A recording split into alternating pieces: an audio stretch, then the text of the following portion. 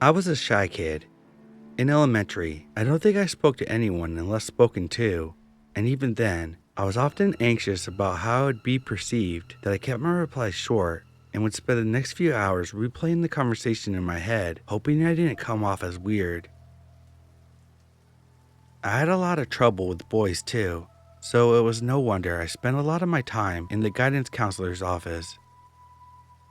My guidance counselor was a sweet, younger woman. She and my mom got along well, and I even kept in contact with her through Facebook as I got older. She was truly awesome. By the time I got to high school, I had broken out of my shell a bit. I became a varsity competitive cheerleader. I was also in AP honors classes and was a top-ranked art student and president of the art club. And I dated a complete asshole. I truly got the complete high school experience. Now, at my high school, there was an option to take tech classes at the Applied Learning Center. They offered tons of courses like cosmetology, CNA, automotive, etc., and it was truly a great tool for those not planning to go to college or just wanted to get some technical skills before graduating high school. I wasn't able to take any courses at the tech school, but my boyfriend did. He took some sort of police course, and it happened to be taught by my elementary school guidance counselor's husband. Now, this was a very large man. I mean, the most ripped man I've ever seen. His arms were the size of my head, and that's not an exaggeration. Apparently, he was an arm wrestling champion at the time. And I wish I was joking, but I'm not. Over the first semesters my boyfriend had that class, the two became pretty close. I guess he became some sort of mentor to him. And since I knew his wife, we ended up having dinner at his house. Looking back now, I have no idea why two teachers thought it was a good idea to invite high school students to their house, but they did. They had two young daughters, probably around 5 and 7. They were also in competitive cheer, so I spent most of the evening talking to them. Dinner was uneventful, and I never thought twice about it, as odd as it was. Afterwards, my boyfriend's teacher followed me on Instagram, and he would like and comment on my pictures and occasionally message me. It was never about anything weird, and since it was my boyfriend's mentor and past guidance counselor's husband, I literally never thought twice about it. I remember him messaging me once to ask if I would come over sometime and give his daughters tumbling lessons. And I literally thought, wow, that's a great idea. I was stupid. Now, fast forward a year or so, I finally realized that my boyfriend was a jerk and I dumped him.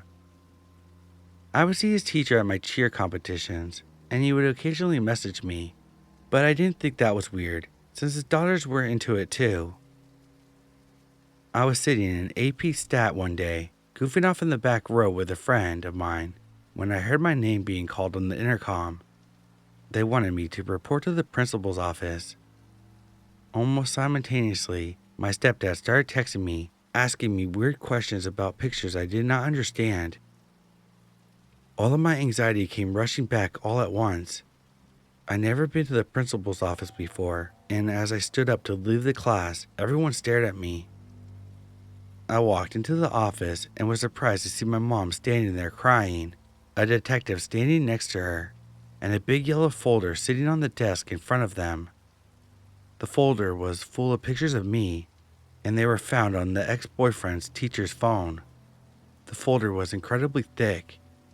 He had been stalking me, and I had no idea. I never opened the folder because I didn't want to know. After I left the office that day, I never heard another word about it, except that he was fired. It almost feels like a fever dream, but it happened. I'm just glad I never went to his house to give his daughters tumbling lessons. So to my ex-boyfriend's teacher and guidance counselor's husband, let's not ever meet again.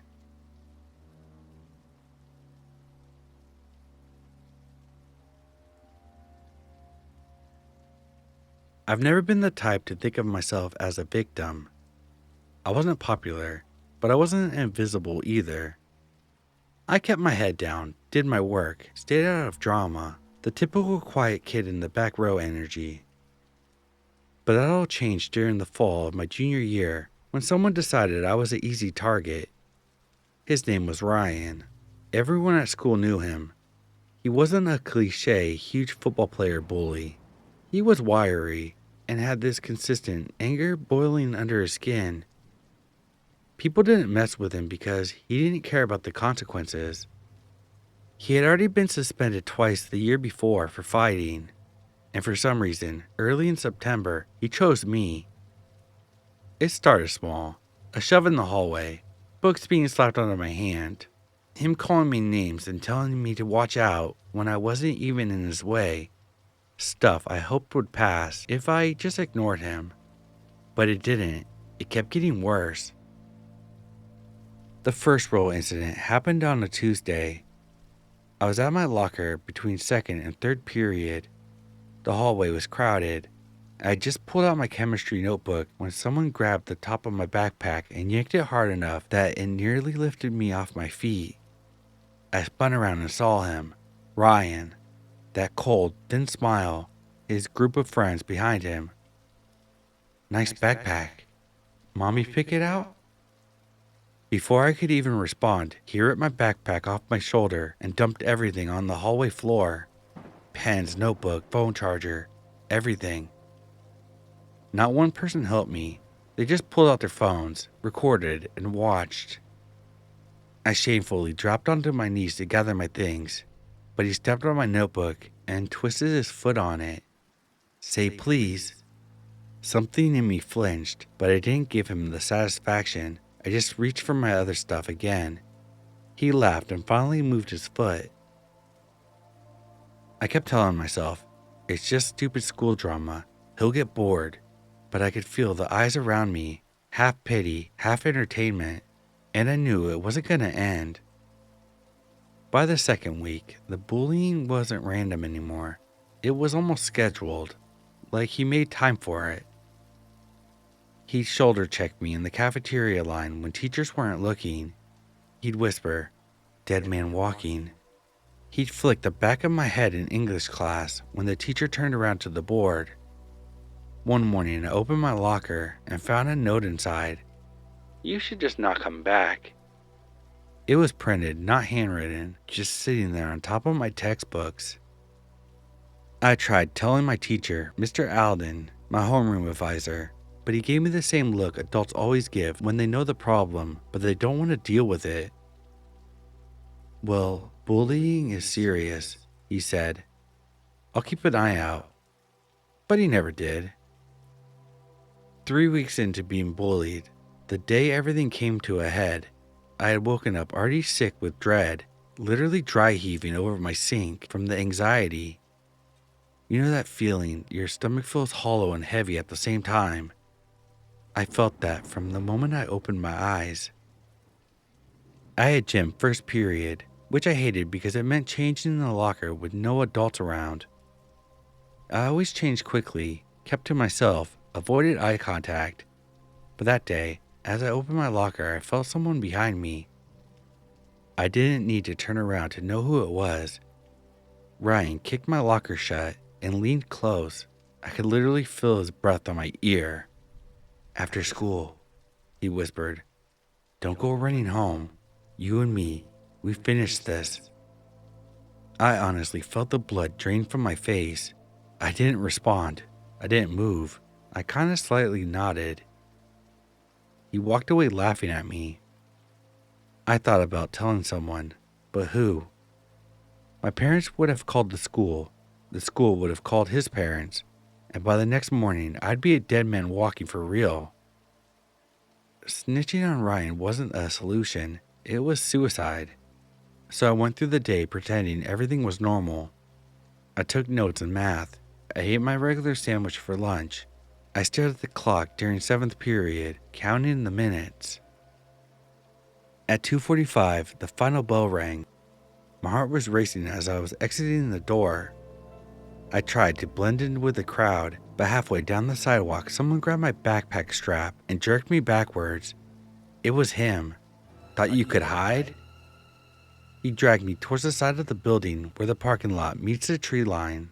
No teachers, no cameras, no real witnesses. I wish I could say that I fought back. I wish I could say I defended myself. But the truth is, before I could process anything, he had already thrown the first punch. The world went white. My ears rang. I stumbled backwards, and he hit me again, harder.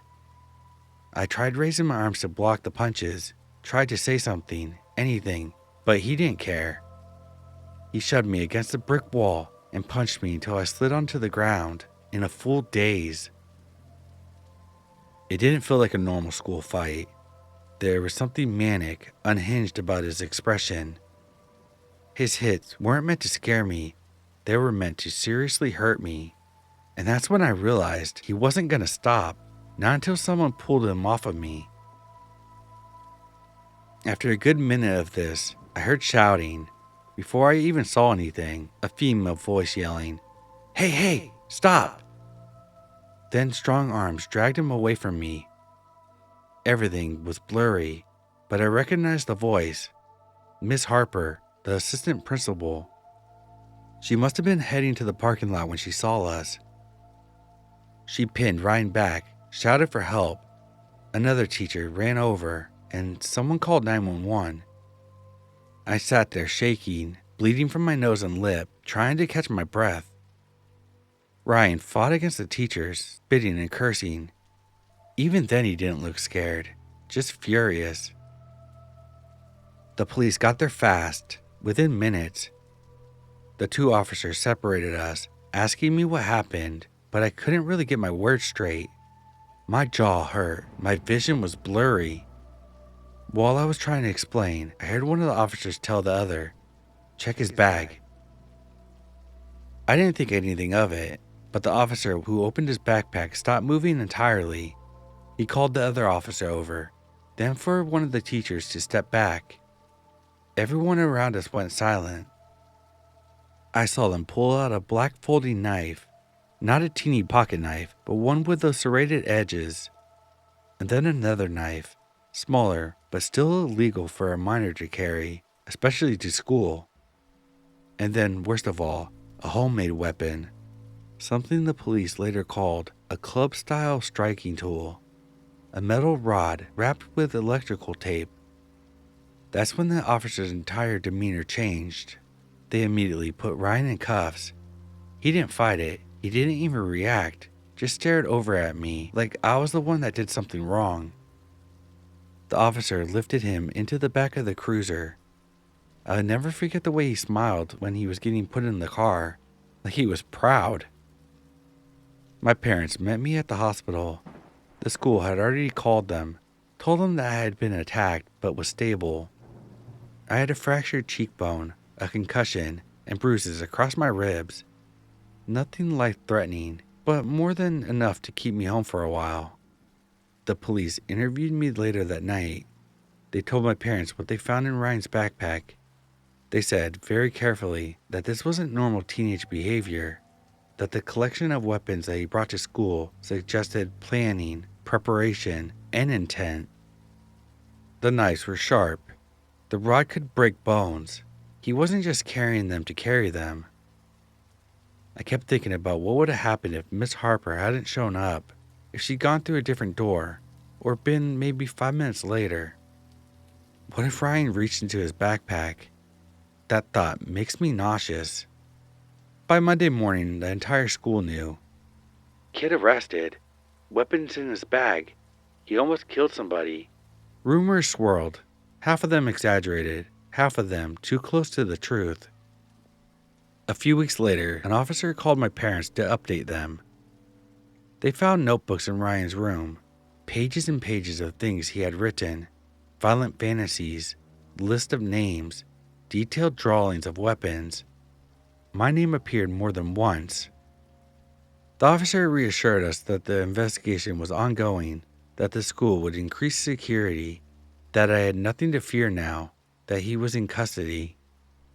But I still remember the look in his eyes when he was arrested. He didn't look scared. He didn't look sorry. He looked like he still had unfinished business. Physically, I healed. My face returned to normal, except for a faint scar above my eyebrow. I went back to school, avoided the hallway where it happened, but mentally it stuck with me. Not just the fight, but the weeks leading up to it. The signs that no one wanted to acknowledge. The way everyone looked away or laughed until it was too late. He didn't bring those weapons just to scare me. He brought them because he intended on using them. Maybe on me, maybe on someone else. It's a terrifying thing to realize you survived something you didn't even know you were in danger from.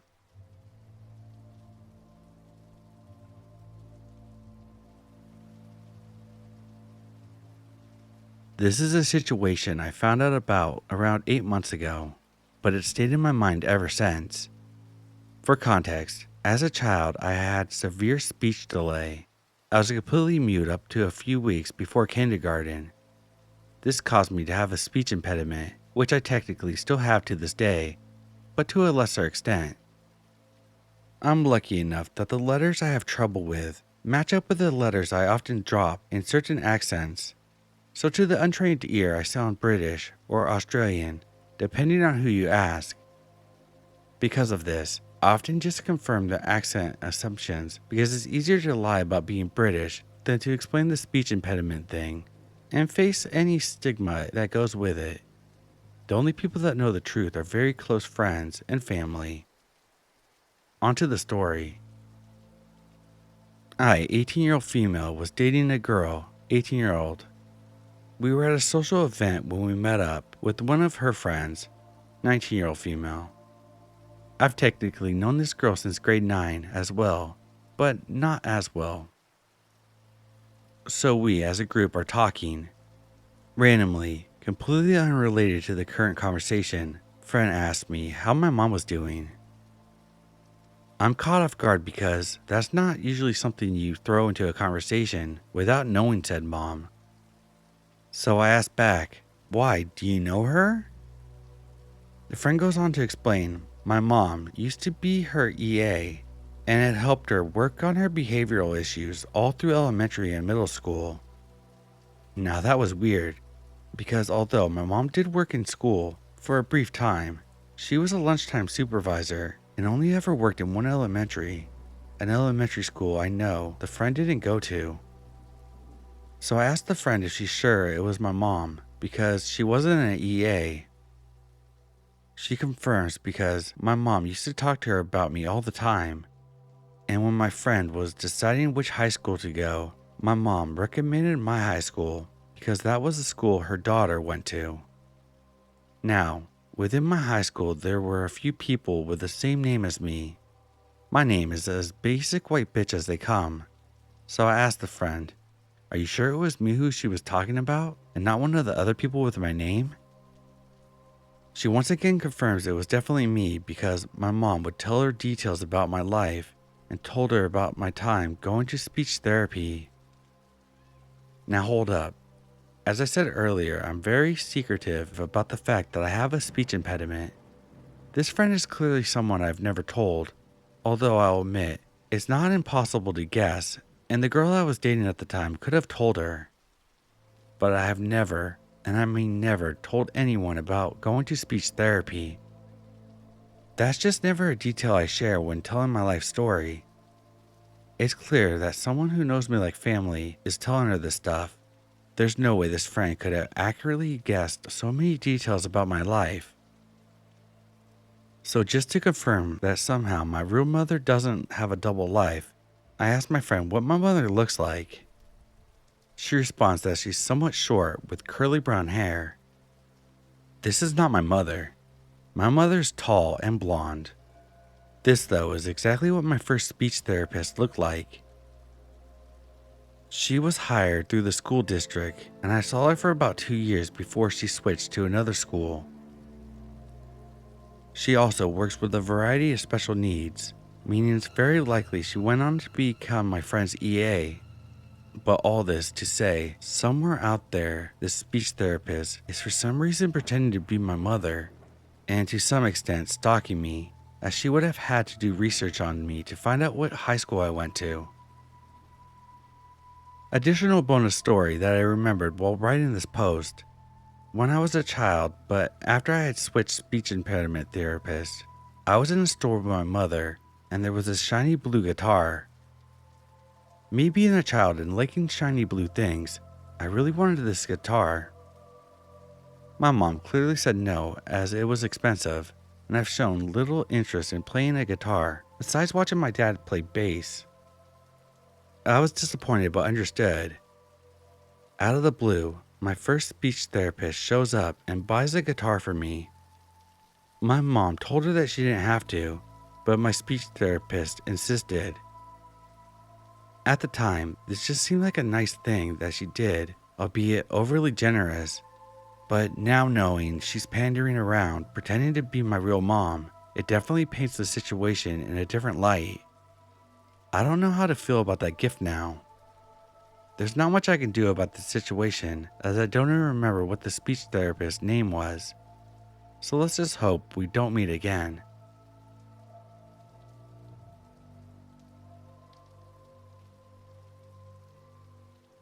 I'm a 21-year-old male. Back in March this year, I attended this non-academic event on campus with my friends. Most of the attendees were humanities and art students. So my friends and I stood out a bit because we're only computer science majors there. After the event, we went down to the library, a few floors below, to work on our coding assignments.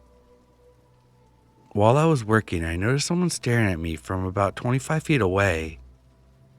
I recognized him from the event, an art student, judging by his college ID lanyard. At first, I didn't think much of it, but his eyes were locked on me the entire time, only looking away when I glanced back. This went on for the full hour we were in the library. The second encounter happened during class. He kept peeking through the classroom door as he walked by. At first, I tried to ignore it, but he passed the door multiple times, enough to distract me from the lecture. What made it even stranger is art students usually have their classes in a different building, nowhere near the engineering and computer studies building where my class was held, so it didn't make sense for him to be there. I thought that would be the end of it, but the third encounter happened after my gym class. I went to the restroom to change, and I noticed he was walking behind me in the hallway. I ignored it and went into a cubicle. While I was changing, I realized my sweaty shirt, which hung on the cubicle door, had disappeared. Turns out the creep had followed me, taken my shirt, sniffed it, and dropped it on the floor when he bolted out the moment I tried to confront him. That was my breaking point. I decided to file a complaint with the university's disciplinary office, but when I went there the following week, I was told that he had been expelled the day before. Apparently, I wasn't his only victim. He had been kicked out for sexually assaulting another male student from a different college.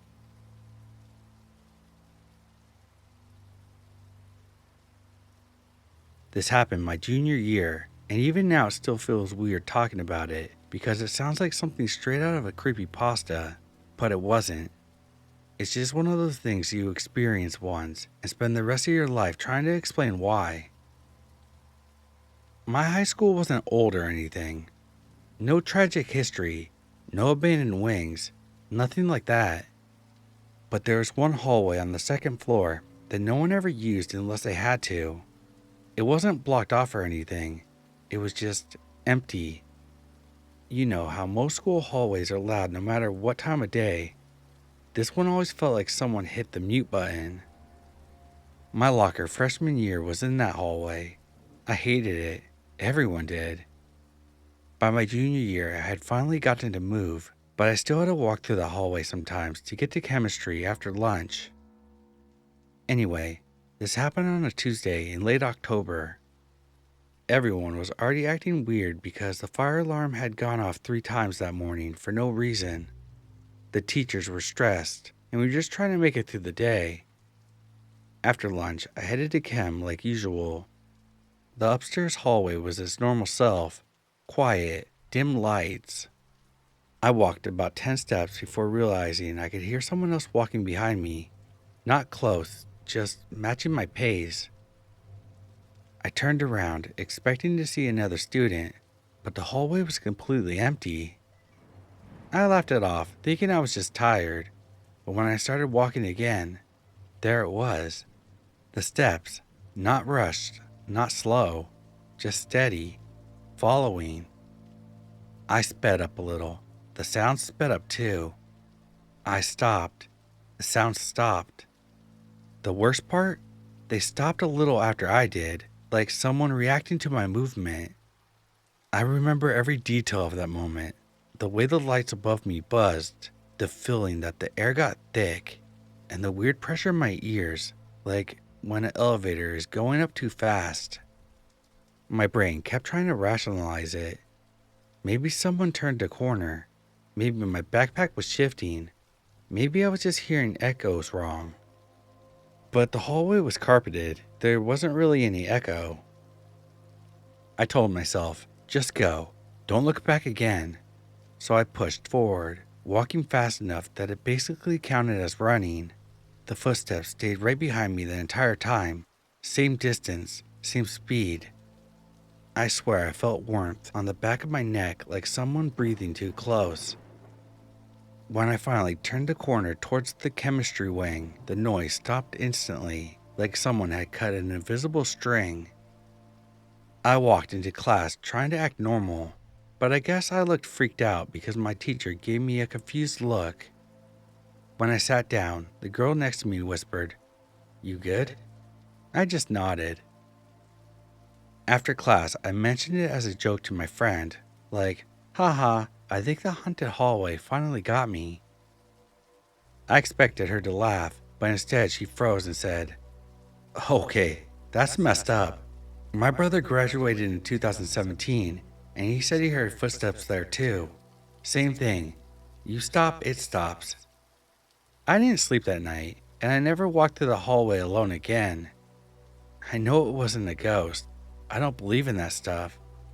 But there was something in that hallway. Something that you couldn't see, but you could definitely hear.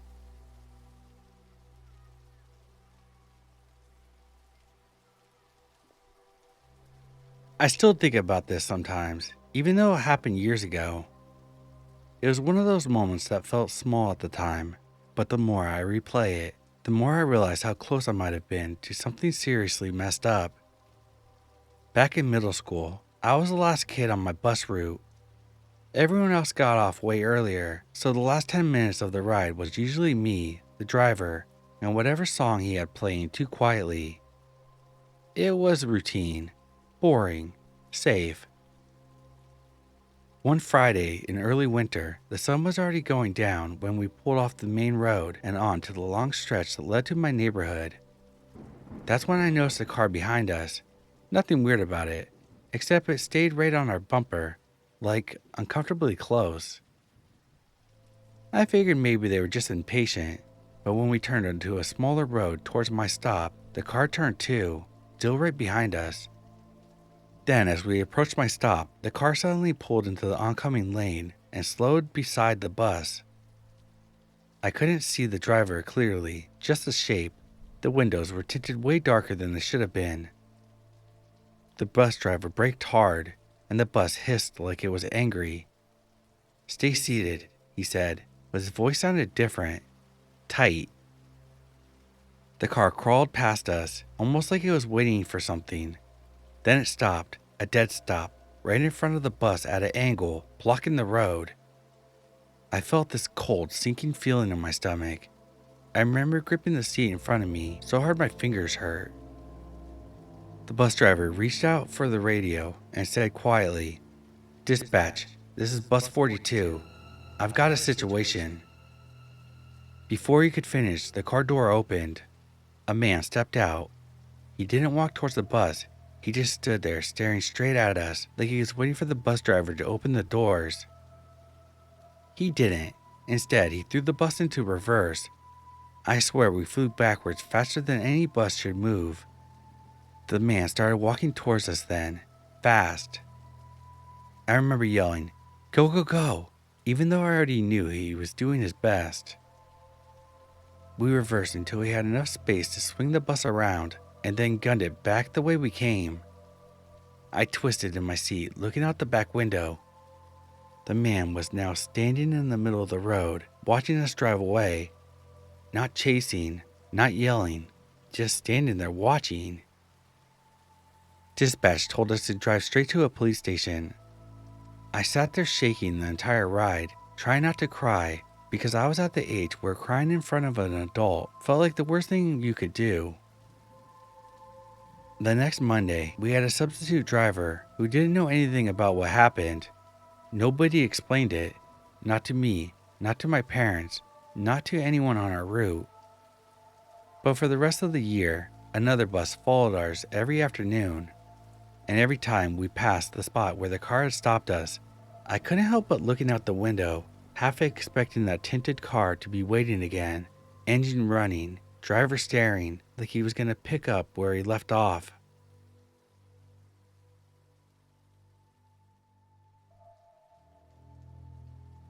I'm a 22-year-old male. It was a regular morning. I had just gotten off the bus and was walking 5 minutes to campus with my headphones on. The university was massive, plastered with signs. You can't miss it.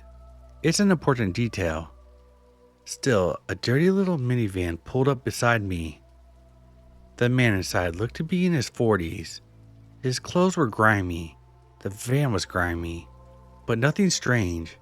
It's normal for these local vans to haul all kinds of junk. He asked gently where the uni was.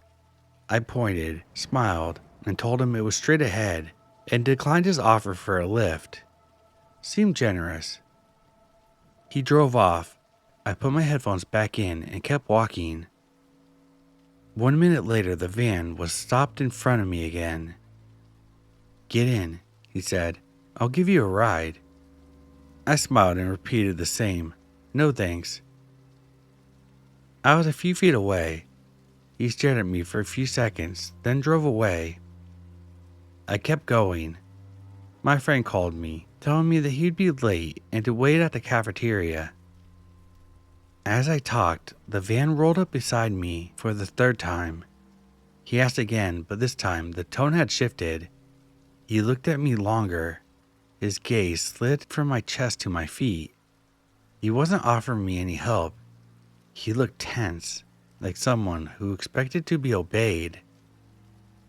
I took the phone away from my ear and told him, "Dude, the uni is literally 2 steps away," and I pointed. "Thanks, but no." He watched me for a few seconds more and drove off. The road was nearly empty. Then I realized he wasn't lost. If he wanted to get to campus, he'd already be there. He looped the block. He was circling me. My first honest thought was confusion, then anger. Why had I been so polite? And then a sharper feeling, concern.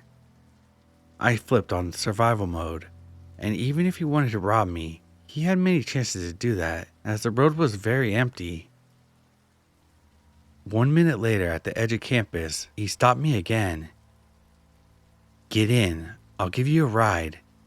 This time, I looked at him dead in the face and said, "No. Now you can go wherever the hell you want to go." He didn't even look at my face at all this time. He stared at my hair, then my body, for 30 seconds straight. Slow and hungry, like a predator deciding which move to make. I couldn't read his eyes. Lust? Something darker? Honestly, I didn't want to know. I noticed something in the passenger seat. A rope. It was a small detail, but it landed like a weight on my chest. For a second, I imagined scenes. I'll jump him. I'll punch him. I'll teach him a lesson. I felt that boiling superhero instinct. The idea that I could handle it because I'm a guy like him. I wasn't a very strong guy, but I thought I had a good chance. Or because I can't let this slide because I'm a man. I crossed the road and slipped through the university gate, leaving the van behind me. But the van pulled up near the campus walls and parked. I stopped inside the door, frozen and shaking with a mess of emotions. shock, confusion, anger. I even told myself out loud, maybe I should have gotten in the van. Maybe I should have let him put his hands on me so I could beat him when he had his guard down. I wanted him to meet the wrong person. Believe it or not, I turned around and was heading outside the campus back to him. Then my friend messaged me. Okay, I just arrived. Let's finish our study. He called again, telling me to hurry up so we can get a good spot in the library. I let out a sigh and walked back inside. Now that I'm writing this, I know how reckless that impulse to be a hero was. It was raw emotion, not strategy. I'm calm and gentle by nature. But men sometimes think they can handle sexual assault like it's a problem they can fix with force. That's not true. It can go wrong in a second. I'm very lucky it didn't for me.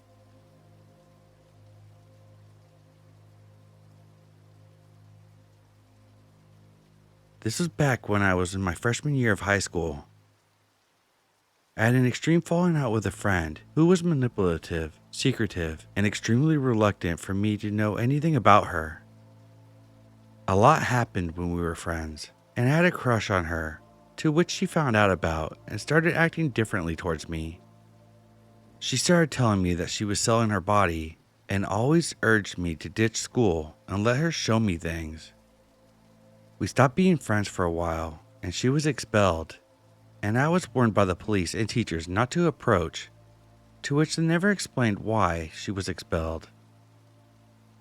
One day, out of the blue, a year later, while we were both going to new schools and had our own separate lives, she found my account and messaged me, asking me sexual questions and making up stories and trying to lure me to her house to have sex.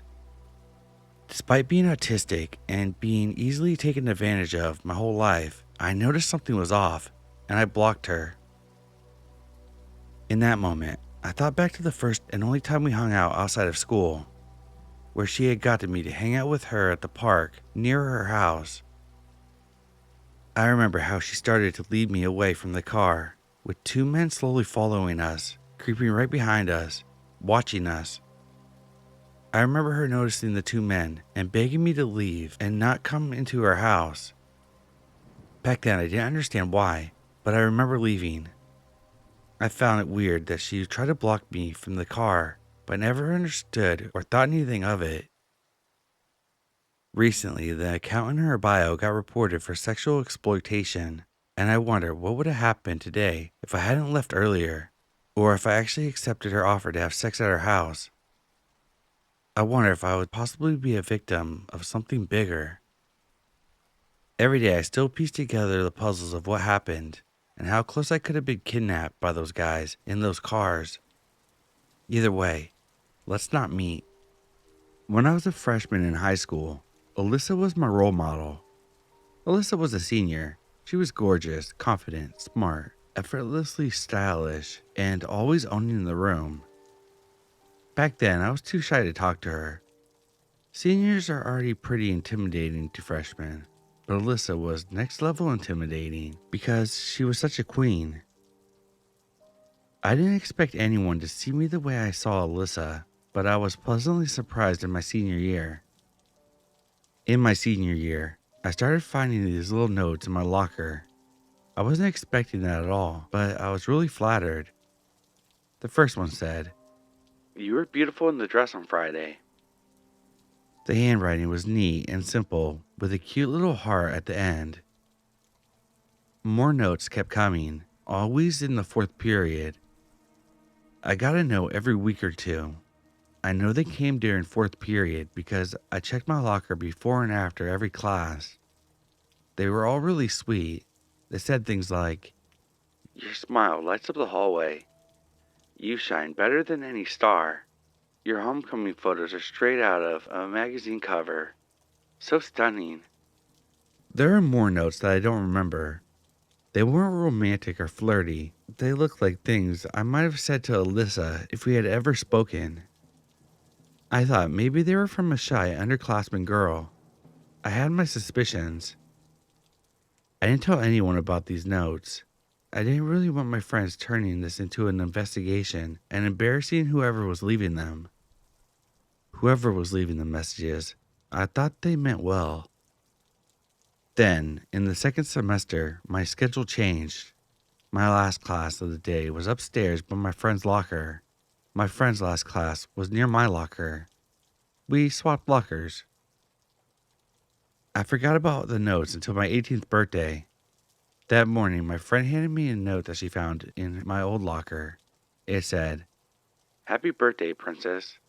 At first, she thought the notes were meant for her, since those compliments could have fit her too. But when she realized the birthday didn't match up, she put two and two together. Come to think of it, I don't think any of the notes ever said my name. I admitted that the notes had been happening all year and explained that I didn't want to make a big deal about it.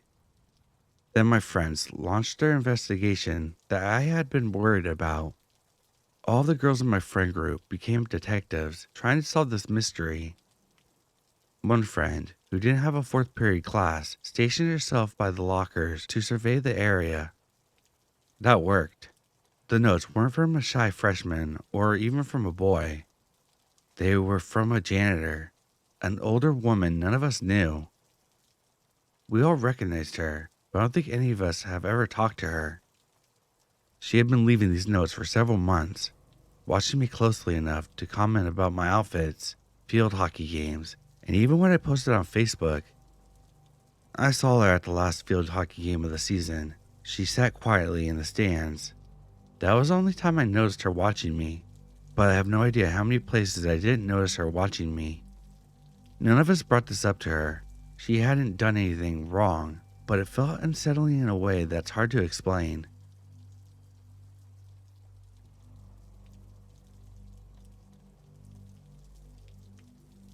To start, I am a 17-year-old female, and I am a 12th grader as well. I already have somewhat of a fear of older men, or men in general, due to my own experiences. Another thing is, I have really intense anxiety, so it makes it hard for me to make my discomfort known. I had this math teacher back in 11th grade year who really creeped me out, as he would get really close to me. I could smell his breath close. He would touch my shoulder, or shake me as a joke, which put me off, but I shut my feelings down, as I thought my fear was clouding my judgment. Until, well, this year.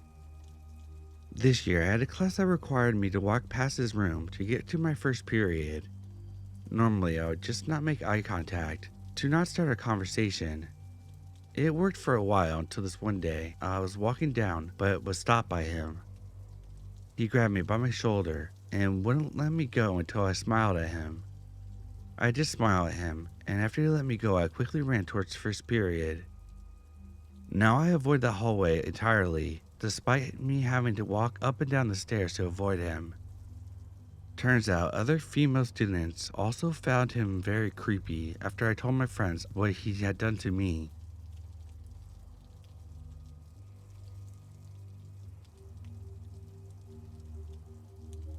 I'm a 19-year-old female.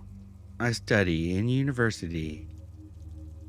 During the semester, I noticed that someone had been checking off my own attendance on our class sheet.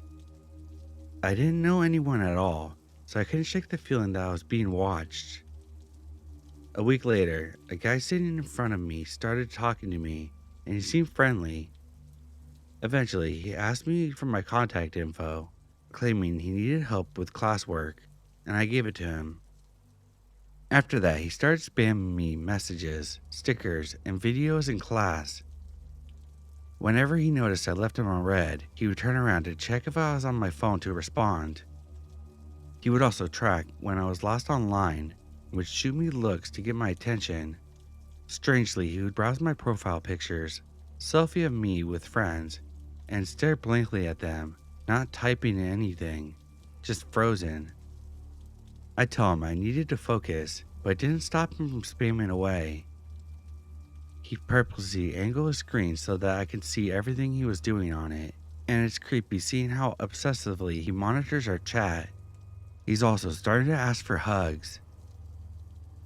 A couple days ago was my last class this year with him. I saw the pen ink that he used to check off his name was the same color used for mine on the absence sheet, so I put two and two together, and I'm pretty sure it was him all along. Edit, just talk to him and he denies it. But if he's telling the truth, the situation is even weirder. His behavior has always been limited to class hours, so I just want to know if I'm being unnecessarily creeped out. I was physically followed at my previous job, and it made me very wary since then. So I just want to know if he's just socially awkward, or after a while he'll stop. He's gonna be in the same class as me next year too. Edit 2. Just confronted him, and he's more avoidant of me now. Thanks everyone for advice. Last edit. Don't know if there's anyone still reading this post, but there are a few updates since then. He no longer bothers me, but he joined the society club I'm in. Also, he sits behind me in class now. At least I'm not being spammed.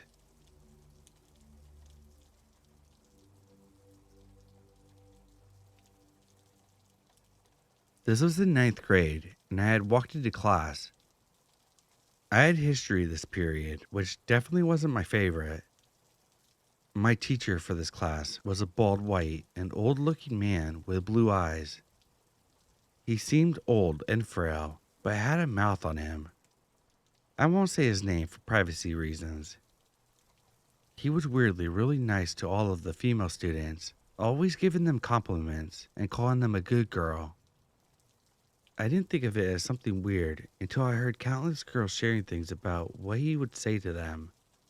He'd act really weird and flirtatious with the young girls and talk to them as if he weren't their teacher.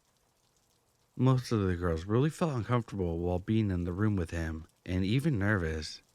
He had this aura that was off and made the whole classroom feel eerie. It would always be very awkward listening to him talk with the students. Hearing it would make your skin crawl. "You're such a bad girl," he'd say. "Doesn't that sound wrong? Let me know if I'm reaching."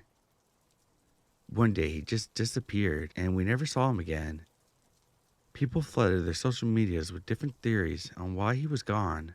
Some of them were outrageous, but could be true. Turns out he was a predator and sexually assaulted many girls in that school. More girls came out with stories about it, sharing their experience. I saw this in relief because most of the time, he'd make all these students feel uncomfortable anyways, including me. Good riddance.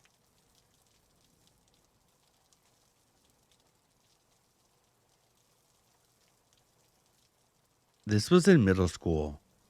My teacher was absent one day, and this gym coach was substituting for him that day.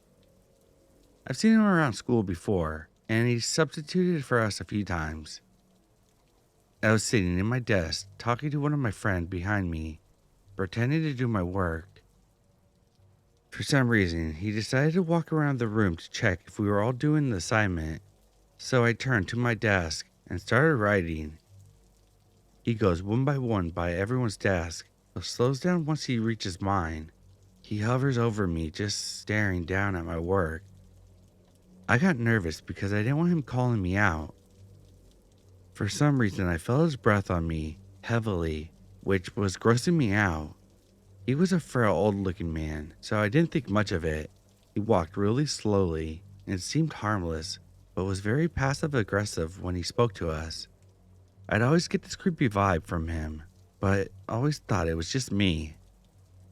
A few months go by and a rumor of him being fired circled around the school. I was curious, so I asked around to know what the tea was. Apparently, the same teacher that would sub for my class was fired. He was caught trying to touch the girls during practice and throughout the gym periods, which was soon reported by a student. He even got caught hiding behind the crack of the door, watching the girls change in the locker room. He just watched them. And he finally got caught while doing this, and was fired and kicked out of the school. The news made it everywhere, even on the nightly news. It spread like wildfire. Thinking back on it now, it gives me chills to think that he'd watch girls change, and thank goodness he was caught. You never know people's intentions.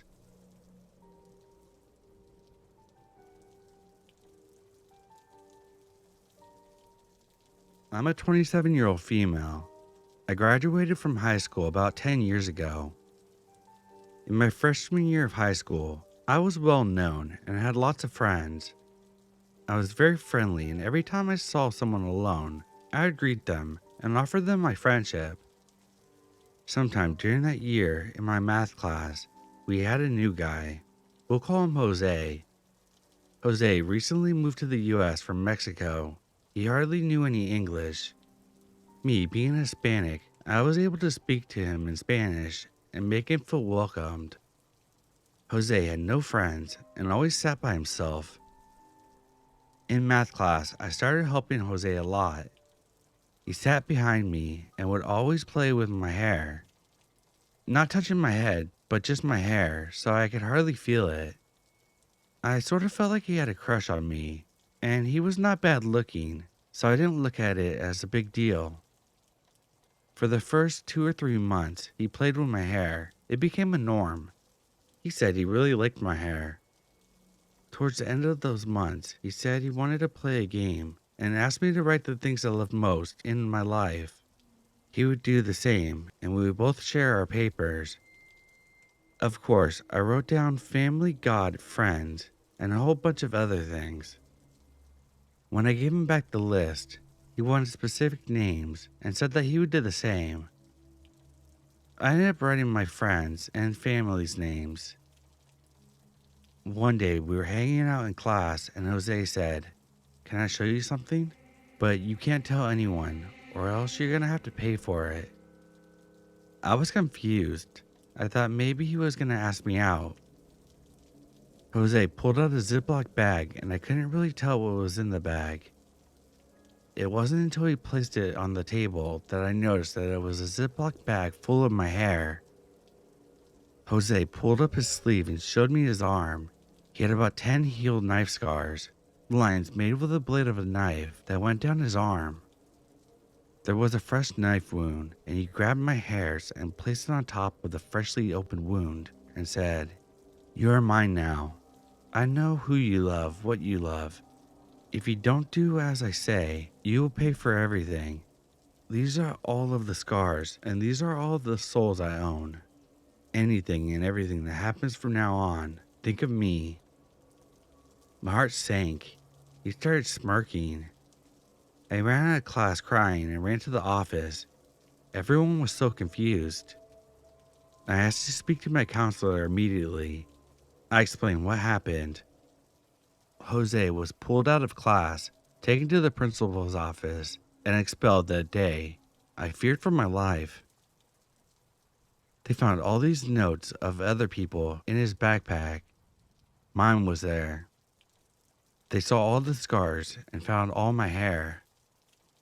I never heard of Jose again. I've had some pretty fucked up shit happen in my life after that.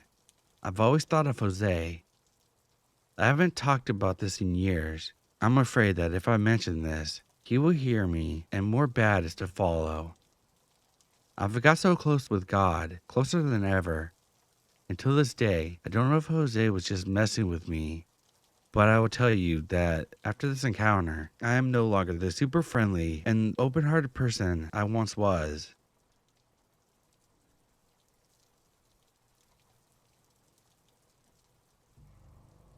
This happened 6 or 7 years ago now.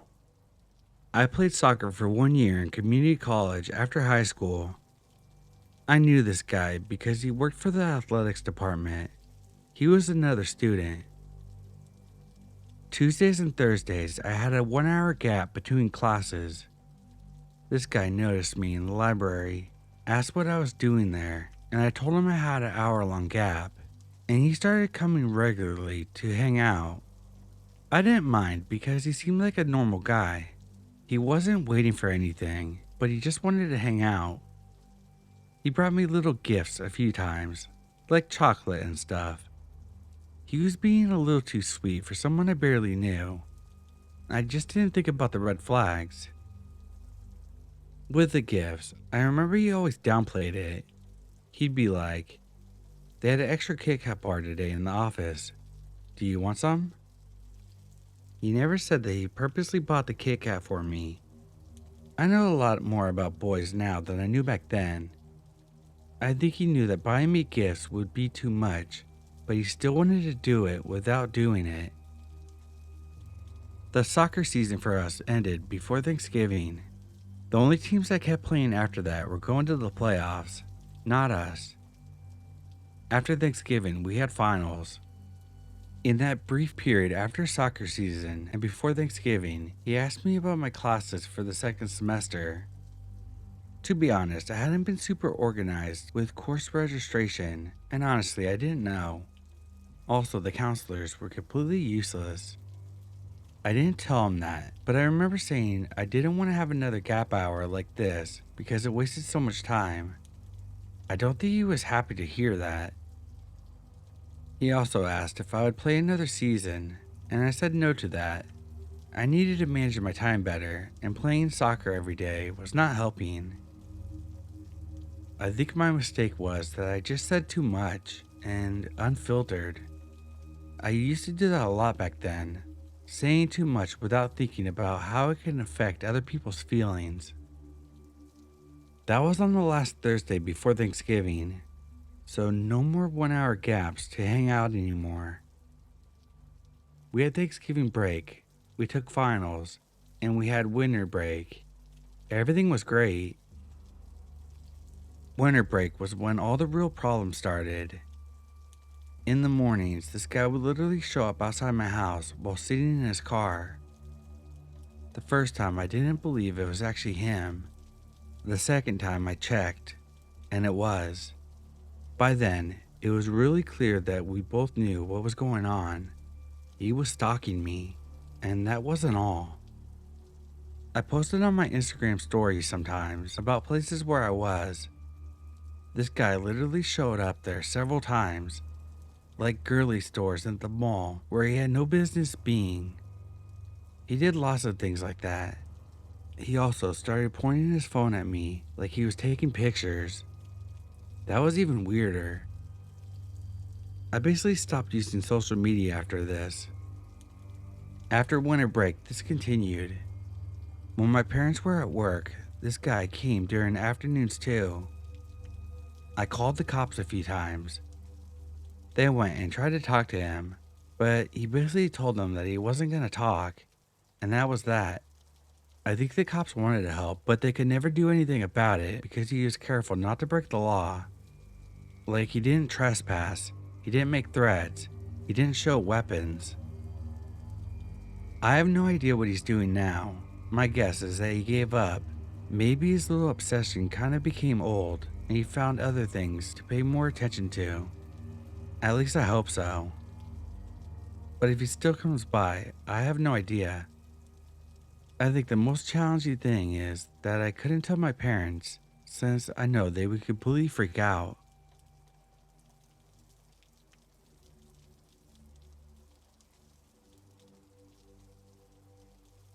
This is my story about being stalked. Dealing with this has been difficult, and throughout the ordeal, I felt out of control. So I'm sharing this to gain control over my own story. The story is long as it spanned over 2 years. Several years ago, I moved abroad to begin a 2-year study course. When I arrived at my apartment, I met 3 of my roommates. Sam was funny and sarcastic, while Bella and Poppy were both nice, sorority-type girls. We decided to go out for dinner, and I offered to invite the 4th roommate in room 1C next to mine. Sam warned me not to invite her, saying she was odd. I was worried because I didn't want to live with a bunch of catty girls. How are they fighting in less than 1 day? I smiled and told Sam that she just made a bad first impression, and I would invite her to get to know her better. Sam grumbled as I left the kitchen, approaching the door next to mine. I knocked on the door, and the door opened. A short, petite girl with long brown hair and a childlike face stuck her head out. I introduced myself and invited her for dinner. The girl's face lifted at my invitation, and she nodded in agreement. Our excitement for the new school year kept us lively as we arrived at the restaurant. I decided to befriend the girl in room 1C since we were sharing a bathroom. I learned that her name was Nellie. We were the same age, from the same state, and in the same program. I ordered a Jack and Coke as Neely leaned in and asked me if I actually drank alcohol. I nodded, thinking her question was odd. We were both in our 20s. Of course I drank alcohol. Nellie focused her attention on me while we ate. As I got to know Nellie, I kind of felt bad for her. She was born in Sri Lanka, but immigrated as a kid, and since she had an accent and lisp, I assumed that she was bullied. Nellie was different from me. She was shy and claimed to not have hobbies or friends, but I figured that since we were in the same program, I could befriend her. I asked if she wanted to sit with me in class, and she happily agreed. I felt content knowing that I was befriending her, like I was doing a good deed. My first 2 weeks abroad went smoothly. I got used to my surroundings, made friends, and got along with my roommates. Sam, Bella, Poppy, and I would often cook and eat dinner together while we chatted about our days. Nellie and I got along, but she was socially awkward. I made it my goal to befriend her, which was easy because we sat together and lecture every day. We even opened our bedroom doors in unison. I would open my door, then Nellie would open hers and ask me where I was going. One night, I left my room to go grocery shopping when Nellie's door opened and asked if she could join me. I agreed, and she hurriedly put on her sandals and her neon pink coat. I walked through the aisle. Nellie silently followed closely behind me. Eventually, I found everything I needed, but Nellie said that she wasn't buying anything. After I paid for everything and began to exit the store, the alarms went off. I stopped to show the security guard my receipt, and he looked at my bags, confirming I hadn't stolen anything. I didn't think much of the incident, but when I stood in the front of the store with Nellie for the 4th time as my bags got searched by security, a thought crept into my mind. The alarms never rang when I was alone or with friends. They only rang when I was with Nellie. I shook my head. Nellie couldn't be stealing. I was with her the whole time. She was a perfectly nice, normal girl, and I was rude to think the contrary. The harmony in the apartments only lasted 2 weeks. One morning, I shuffled into the bathroom and saw the toilet was completely full with 2 or 3 rolls of dry, unraveled toilet paper sprawled onto the floor. However, what concerned me most was the huge wad of hair that sat directly on top of the toilet paper. I knew then that it was Nellie who had done this. She was the only other person with a bathroom key, and her hair color was a match. I tried to think of any reason why she would do this. Maybe she clogged the toilet, then stuffed it with toilet paper to hide her business, but that didn't explain the wad of hair. I couldn't harp on the issue though, so I made a maintenance request to have someone unclog the toilet, and when I came home from class, the toilet was unclogged. I studied for 2 hours before going back into the bathroom. I was annoyed when I found the toilet clogged again, toilet paper, hair, and all. This obviously wasn't a mistake anymore, and now we were out of toilet paper. I knew I had to say something, but I didn't want to directly confront Nellie about this awkward topic, so I sent a passive, non-aggressive text. Hey, if something goes wrong with the toilet, can you make a maintenance request right away, please? I sent the message, carefully not making it accusatory. I didn't want there to be tension with Nellie, especially since she still sat with me in class. Nellie never acknowledged the situation. She still opened the door with mine, hung out with me, and sat with me in class. For the next 2 months, I just dealt with the constant toilet paper and torn out hair. I tried sending texts, but it didn't help. Nellie would clog the toilet. I'd make a maintenance request. The staff member would clean Nellie's mess. Then she would do it again. Eventually, after 12 clogged toilets, I was so annoyed that I decided to confront Nellie. Nellie, I know that you're clogging the toilet, and you need to stop. If you do it again, I'm going to report you. I pressed send and walked into class. I decided that I wouldn't sit with Nellie anymore. I had different friends to sit with who didn't clog my toilet. As I sat down with Reagan and Charlotte, I felt bad seeing Nellie sit alone across the lecture hall. I promised myself that I would still be friends with her and that everything would be fine. I was happy that the holiday break was soon, and Nellie never addressed me about not sitting with her. The message had worked. Nellie stopped clogging the toilet, and we were still friends. But I come home one day in early December and my nose scrunched in disgust. There was a sticky, sweet, rotten yogurt-like smell coming from Nellie's room. I didn't want to confront Nellie so soon after messaging her about the toilet, so for weeks I avoided the problem. I didn't address the issue until 2 weeks after, when all our food started to rot almost immediately after buying it. Bella, Sam, Poppy were complaining about how maintenance hadn't found the source of what was causing that food to rot. When I brought up the horrible smell and the accompanied fly infestation, the girls went to go smell the hallway outside of Nellie's room and returned 2 minutes later coughing and gagging. We posited about what was causing the smell when Sam brought up seeing Nellie at 2 a.m. skipping through the woods. Sam was heading back from a club and Nellie was skipping around like a possessed doll, according to Sam. After we spoke, Nellie entered the kitchen and everyone fell quiet. Sam bluntly asked Nellie what the smell in her room was, and Nellie just silently shrugged her shoulders. Annoyed by this, Sam stood up, grabbed Nellie's arm, and guided her into the hallway as the rest of us followed, covering our noses with our sleeve. Nellie claimed not to smell anything, but her eyes were darting rapidly between the three of us. Sam made a sarcastic comment towards Nellie as we returned to the kitchen without Nellie. Sam was a bit harsh, and a part of me felt bad for Nellie. At least Christmas would be relaxing. I spent 2 weeks at a friend's house with her family for Christmas. They were all welcoming, so I didn't miss home too much. My friend knew about Nellie, so she bought me some scented candles for Christmas. When I returned to the apartment, I felt rested and equipped to face the new year. My January exams were online and pretty easy, so I was surprised when Nellie texted me asking if I would cheat with her on the final exam. I politely declined, and she asked if I would go to lunch with her the next day. I had no plans, so I accepted her invitation. I spent a lot of time with her, but she never actually spoke much, so despite everything, I wanted to get to know her better. Once we were at the restaurant, I racked my brain for things I could talk to Nellie about. Attempting to break the awkward silence, I asked her what her favorite show was. She told me that she loves to watch Sophia the First. I was confused. Sophia the First is a Disney toddler show that came out when we were teens. Why would she be watching a show for toddlers in her 20s? I didn't know how to expand on what she said, so I changed the subject and asked her what her favorite hobby was.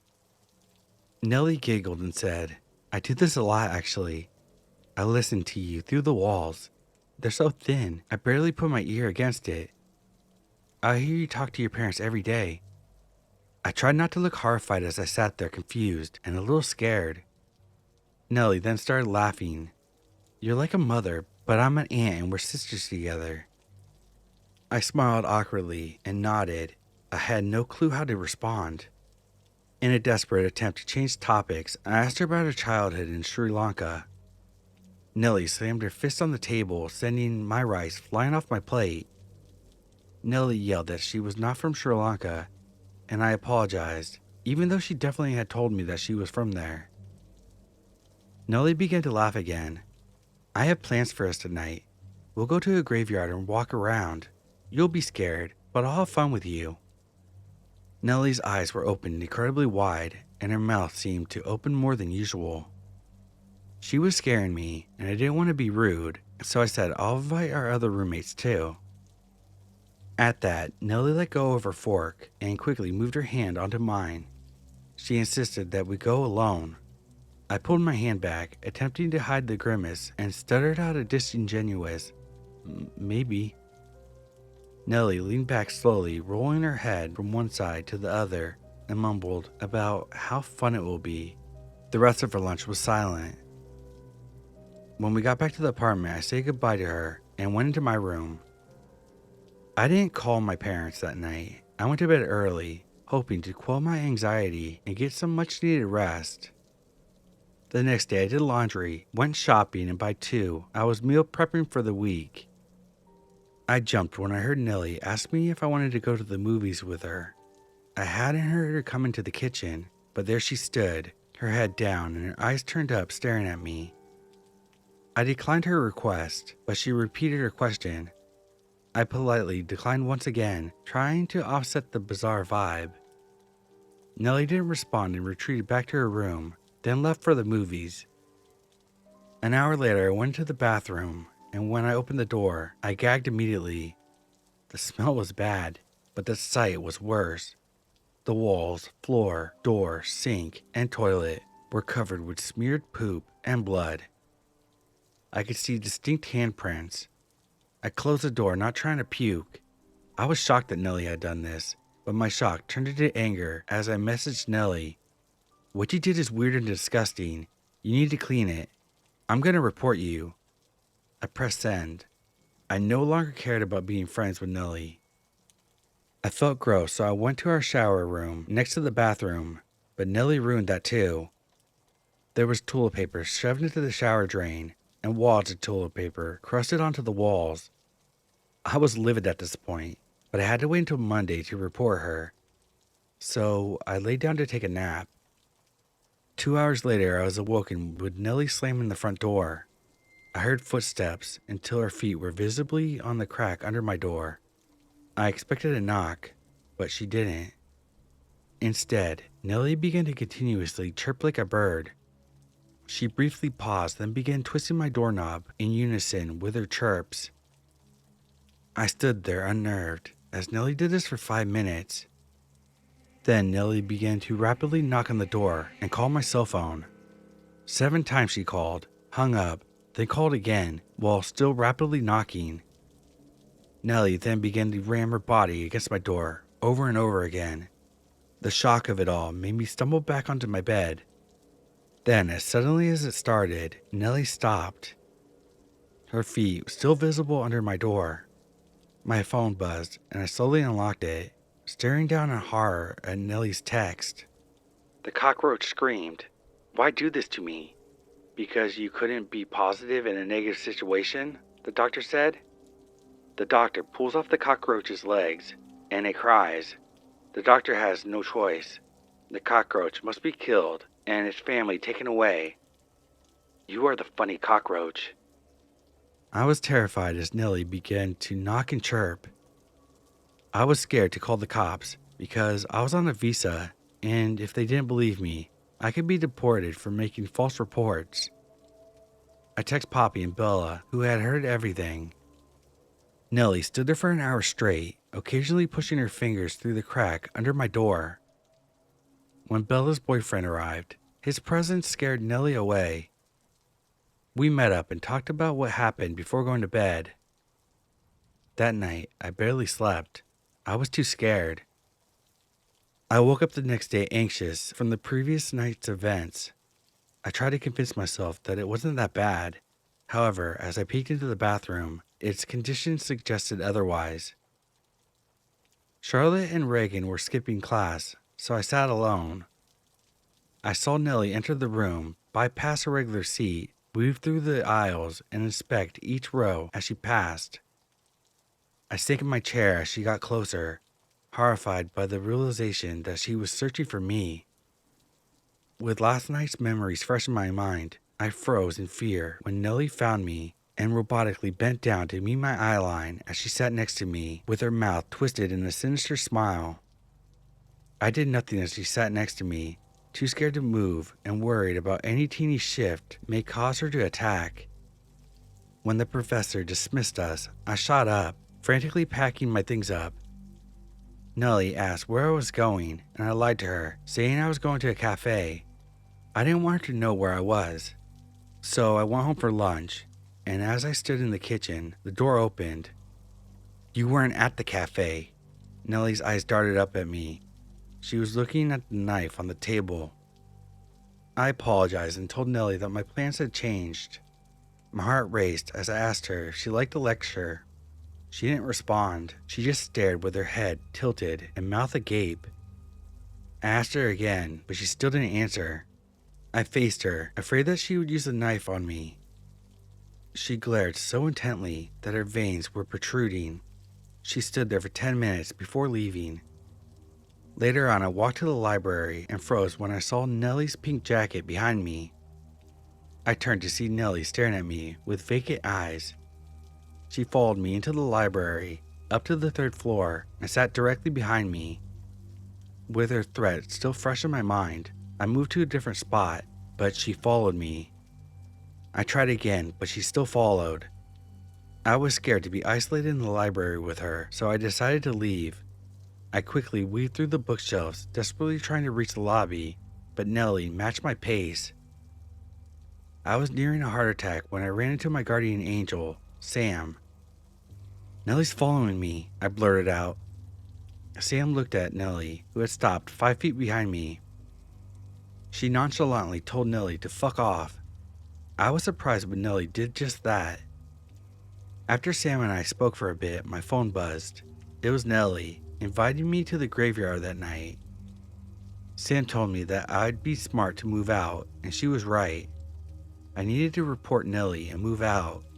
It wasn't safe for me to live in that apartment anymore. I needed to get away. I went to Reagan's apartment, as she was the closest person I had to family while I was abroad. She gave me refuge while listening to me retell the last 48 miserable hours of my life. She reassured me that I could stay with her, and as I held back tears, my phone buzzed. Sam texted me that she needed help and to go to the apartment ASAP.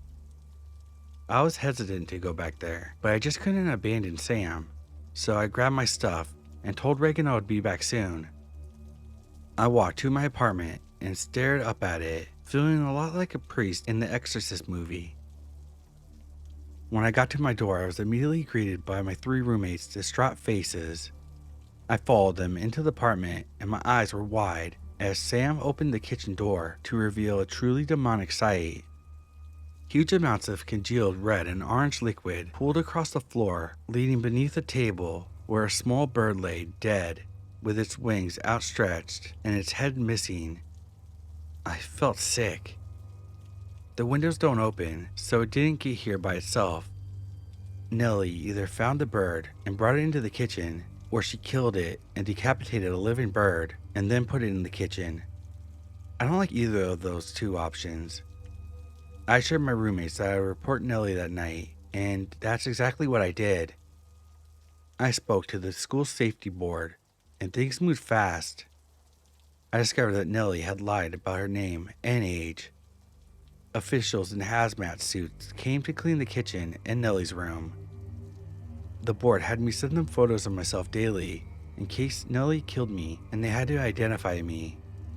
I quickly moved out, and since Nellie avoided the other girls, they decided to stay. I declined to submit Nellie for expulsion because I felt bad for her and thought that moving away would stop her obsession with me. I was completely misguided.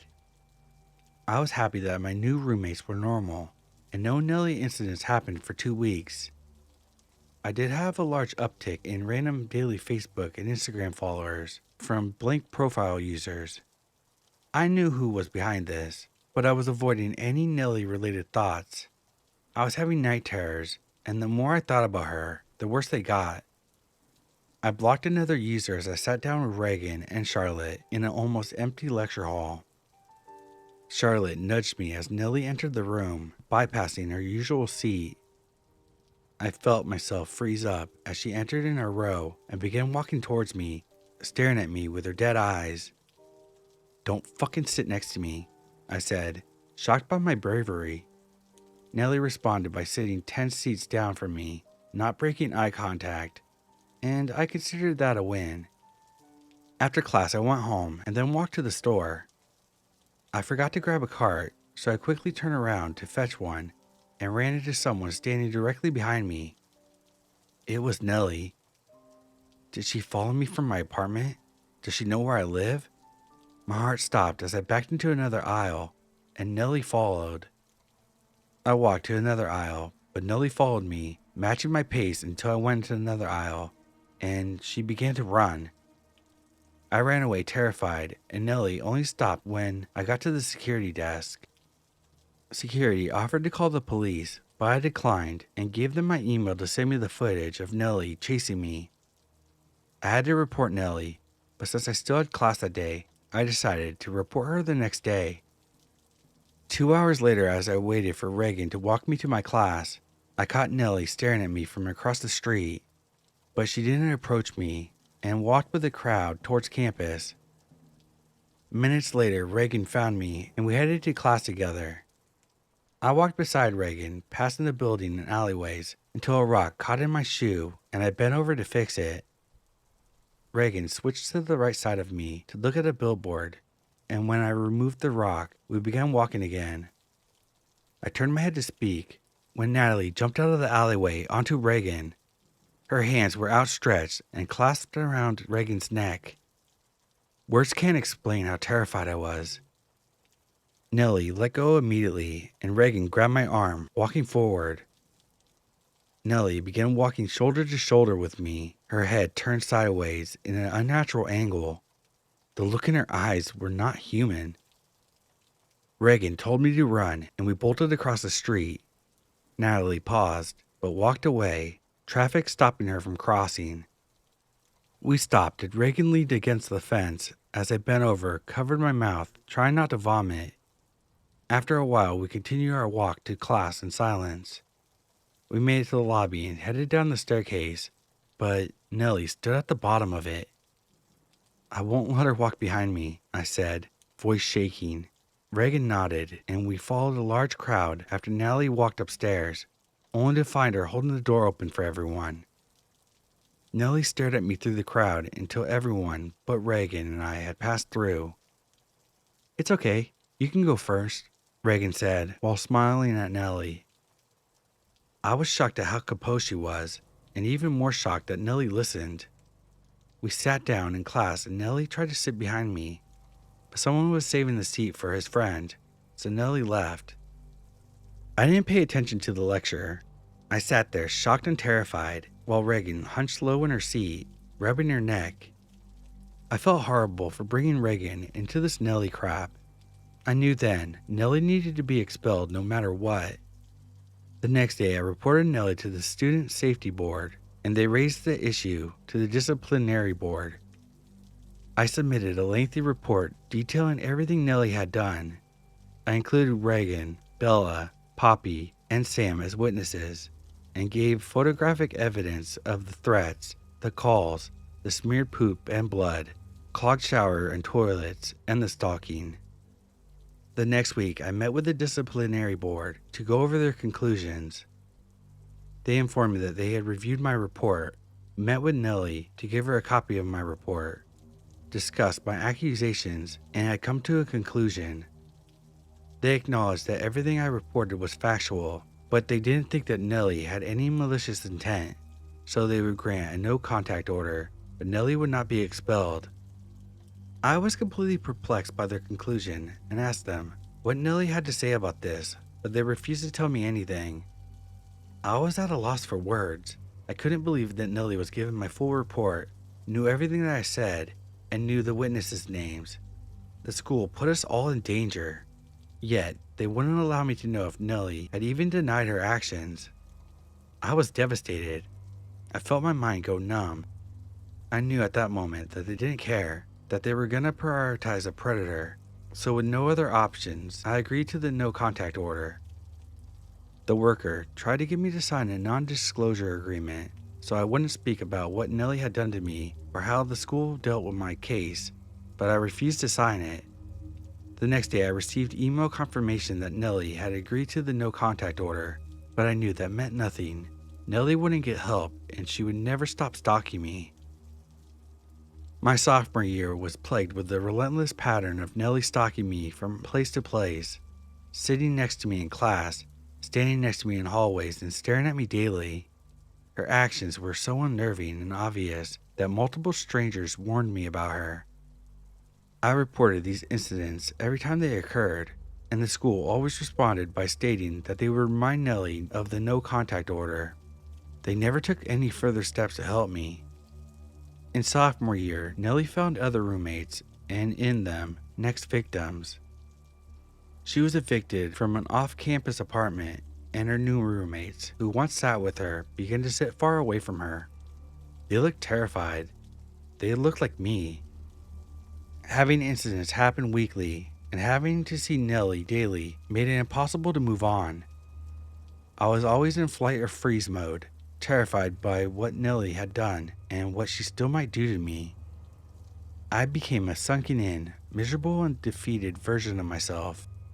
I wanted revenge, a natural result of the boiling rage I felt, now at a constant simmer after Nellie was coddled by the university that failed to shell out even a minor consequence for the terror she imposed on me. I wanted her to suffer in the same way that she made me suffer. I knew if I had just grown a pair in those early months, I could have saved myself and others from suffering. Nellie was likely stalking me from the moment I met her. I just hadn't realized it, and it weighs heavily on me to know that I played a large part in my own suffering. No matter what I write, I can't begin to recreate the evil that radiated off of Nellie. I have daily night terrors. I don't go into new situations. I don't speak to new people, and I don't make friends. I'm not nice to strangers because I don't want something like this to happen again. Revenge came on graduation day when Nellie's name didn't appear on the book of graduates. She had failed second year, but despite everything, I couldn't help but think that I was a bad person for being content with her failing. Maybe I was just happy that I could finally move on,